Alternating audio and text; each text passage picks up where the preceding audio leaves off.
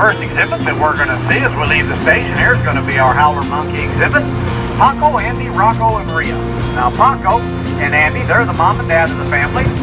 Paco is the black male, Andy's the brown female. Rocco, he's a little boy, he was born in 2017, and Ria's a little girl born in 2018. The howler monkeys are the loudest animals in the jungle. Their noises that they make can be heard up to 3 miles away. And also the males are always all black in the howler monkeys, the females are always all brown, but when the babies are born, they're born brown, and it takes about 2 years for the little males to turn black, and of course the females do remain brown. Next up is going to be our spider monkeys, Willie and Ethel. They're down low kind of here this morning, but the spider monkeys originate out of the South American rainforest, and they get their names because they use their tail as a fifth hand.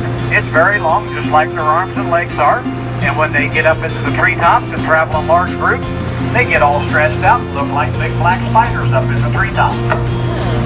See a little brown building with some cars around it, and that's our animal care center. We're very fortunate here at Scovill to have veterinarians and students from the U of I come over on an as-need basis, and they take care of a lot of the animal needs right here on site. As we come along the retaining wall here, you're going to see a lot of green stuff growing up. Most of that is bamboo. We do grow our own bamboo on the wall here, so that is what we use to feed the red pandas up front. And next we're going to see our cheetah exhibit up here on the left-hand side. In there we've got Scovill and Capenda. Looks like at least one of them's kind of on the back there walking along. We'll see as we come up here. But they're two brothers. They're both back there. I believe this one here is Capenda, and the one up in front up there I believe is Scovill. But as I said, they're two brothers. They're 3 years old. They've been here 2 years with us. The cheetahs, they are on the endangered list, which means due to people tearing up their habitat, their areas where they live, and hunters poaching them, there's not a lot of numbers in the wild running.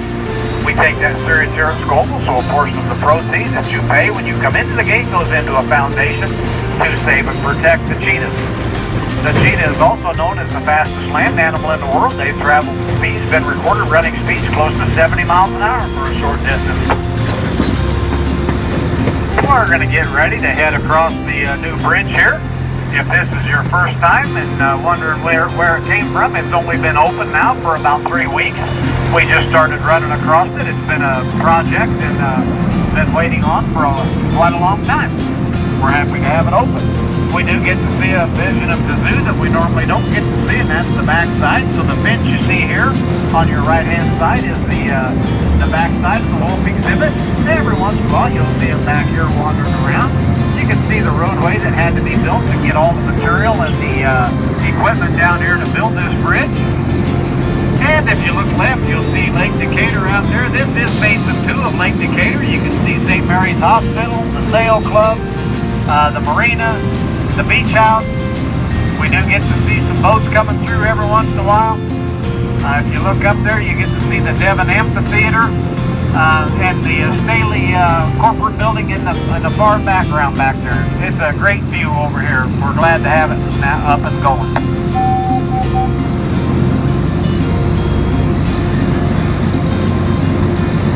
The building you see coming up here on the right-hand side is a building that is available to rent for birthday parties, graduation parties, any special event. You can rent this room out here on the back side here. And also in there you can go in and enjoy the photo gallery that Mr. Buffett has put together. He has taken done a lot of photography over in Africa, and he's displayed it here. It's quite breathtaking and very, very nice to see.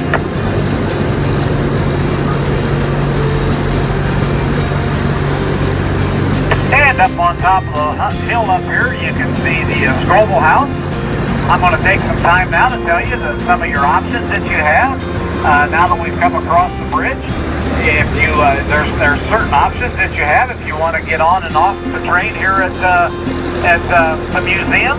You can get a ticket just like you did today at the zoo. Ride the train across here. get off and go in and enjoy the museum.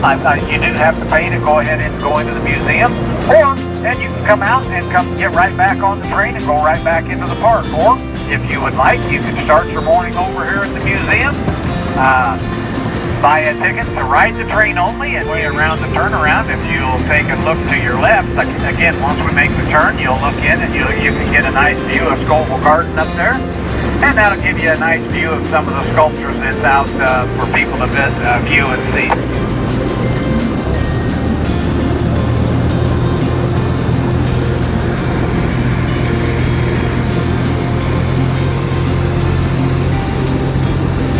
And again, looking over to your right here, you can see a nice shot there of the new Devon Amphitheater. Like I say, it's been quite a success. The beach house, the marina, and just a nice view of the north shoreline of Basin 2 here in Lake Decatur.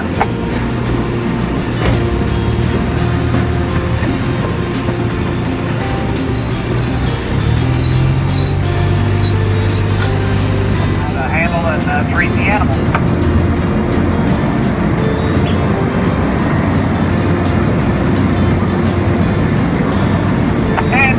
If you look left, you can see this little building that's kind of covered up by trees. That's the back end of the eagle exhibit. That's where the eagles are kept during the evening hours.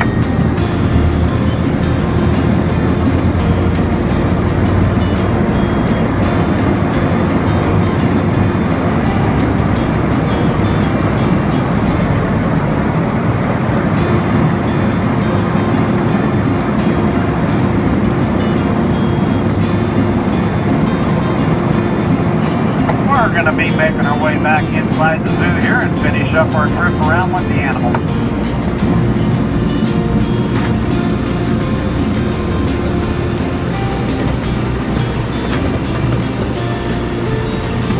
On the left hill, up on the hill, let's see our two camels up here, Sasha and Jack. Now Sasha and Jack, they're Bactrian camels. The Bactrian camel has two humps. The other species of camel, the Dromedary camel, they have one hump. The Bactrian camel originated out of the Gobi Desert region, where it's very hot and dry in the summer, very cold and snowy in the winter, so the climate change doesn't bother them a bit here. As you can see, this camel that's laying down, if you look at the bottom of their feet, it looks like he's got pads on the bottom of them. Well, that kind of serves as snowshoes for them, so when they make their journeys through the desert sand and snow, it keeps them up on top of the ground, and it makes their travels much, much easier. There's another good look to the right. It's the Gosi and Capinda. Also, another question that's asked a lot, if there's water in the camel's hump, it's actually fat. That fat will turn to protein, and that's what enables the camel to go days, sometimes weeks on end through the desert without ever having to stop and eat. The mountain gorilla is actually on the extinction list. It's believed that there's less than 800 of them running in the wild due to hunters and poachers and their habitat being destroyed. And the job to protect them is very, very dangerous and very expensive for training. So through the Howard Buffett Foundation, he has set up a program over in Africa to train rangers to save and protect the mountain gorillas. And lastly, as we make our way around the last turn here, just past the block building, you're going to see our 7 Chilean flamingos and our 2 American white pelicans, Taylor and Willie. Now our flamingos, they are from Chile. They keep their pretty pink color because of the diets that they eat, which out in the wild is primarily shrimp.